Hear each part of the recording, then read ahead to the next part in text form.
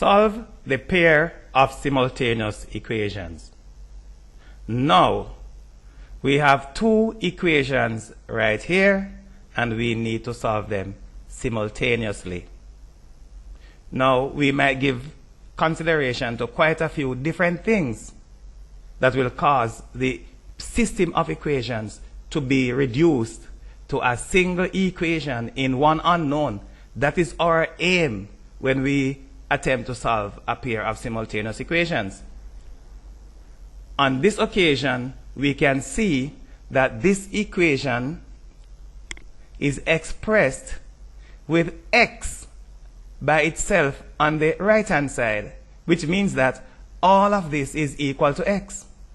Also, here we have, for the other equation, x is equal to 5 minus 3y.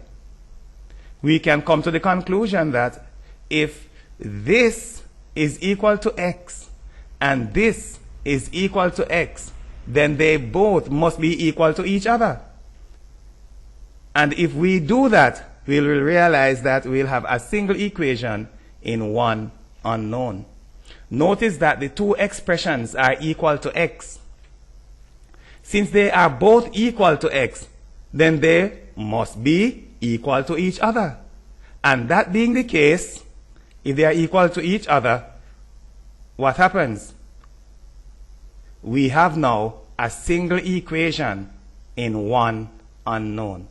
On many different occasions, if we use that assertion, in the beginning, we might not get one equation in one unknown, but on this occasion, we have one equation in one unknown, which is our first aim when we attempt to solve a pair of simultaneous equations. And we have that achieved in the very first step. We will make the equation into a left-hand side affair by eliminating 5. We want everything to be on the left-hand side and 0 to be on the right-hand side. And we will do that by eliminating 5 and negative 3y from the right-hand side. And how will we do that? We will subtract 5 from this side and do the same. On the left-hand side, we will add 3y to the right-hand side and do the same on the left-hand side. Therefore, on that left-hand side, eliminate this by adding 3y. We will have 2y plus 3y, which is equal to 5y. And as far as the 11 and the 5 are concerned, we will be eliminating this 5 by subtraction, and we will subtract 5 on the left-hand side also. We will have 11 minus 5 is equal to 6. Therefore, we have now a single trinomial expressed in terms of y, and that is on the left-hand side. The right-hand side is equal to 0, and we may go straight ahead and solve that equation. What is our first step? We need to solve this equation by factorization or by using the quadratic formula. In the case when factorization is possible, we will choose factorization because it is simpler and quick. We are focusing now on this 5. Why? Because we need to determine the two numbers that will add to give a positive 5 and that will multiply to give the same product as 1 times 6. 1 times 6, the coefficient here is 1. We multiply these two, we get 6. We need two numbers that multiply to give 6 and will add to give a positive 5. 1 times 6 is 6. And we need the two numbers that will multiply to give 6 and add to give a positive 5. The two options, 6 times 1 or 2 times 3. There is no other. What do we have? we are going to be using the 2 times 3, that will give us 6, and the 2 plus 3, that will give us 5. All of the numbers are positive, so we do not have any difficulty in this case. Yes, because all of the numbers are positive, then there's no sign discrepancy. We'll just go straight ahead and use the numbers as they are. And the factors will be y plus 2 and y plus 3. But we are not done yet. We need to find the values of y. Two expressions multiplying together and the result is 0. Either one or the other or both are equal to 0. We have x plus 2 multiplied by x plus 3, the result is 0. If two expressions are multiplied and the result is 0, then one is equal to 0, the other is equal to 0, or they are both equal to 0. X plus 2 is equal to 0. Y plus 3 is equal to 0, and we need to find the corresponding values of y.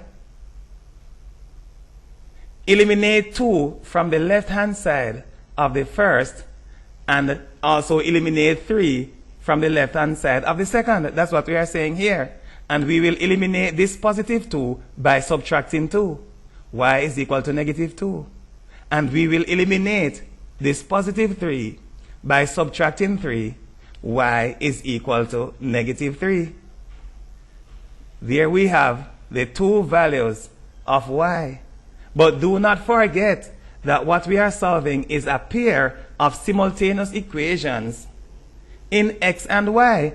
We therefore need to find the corresponding values of x for those values of y.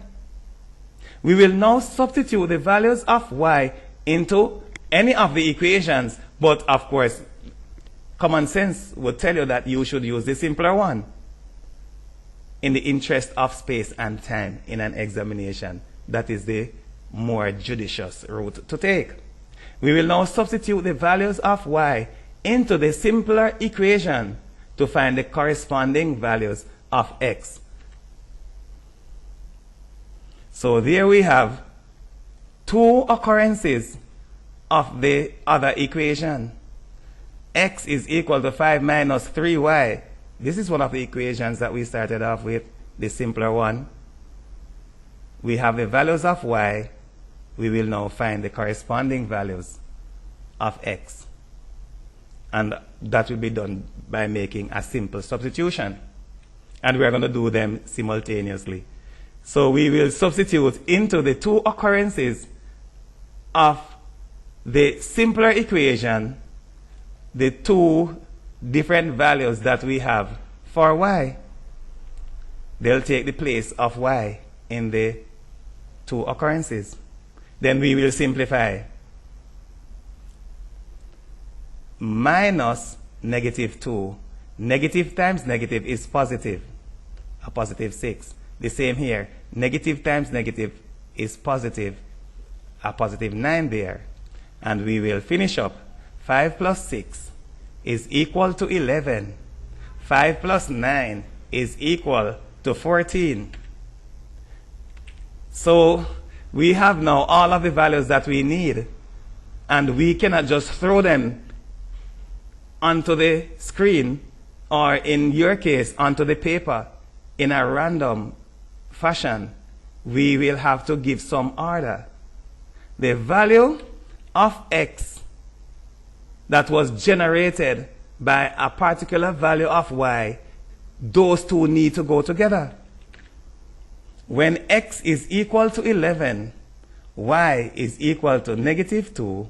When x is equal to 14, y is equal to negative 3. The value of y, which is negative 2, that one generated, there it is, negative 2, generated 11, and negative 3 generated 14. when x is equal to 14, y is equal to -3. Teachers and instructors, get unlimited access to teaching aids for your virtual classrooms at richardjamesmathematicsresources.com. Also, this is the best place for the hearing impaired to master mathematics as long as you are literate.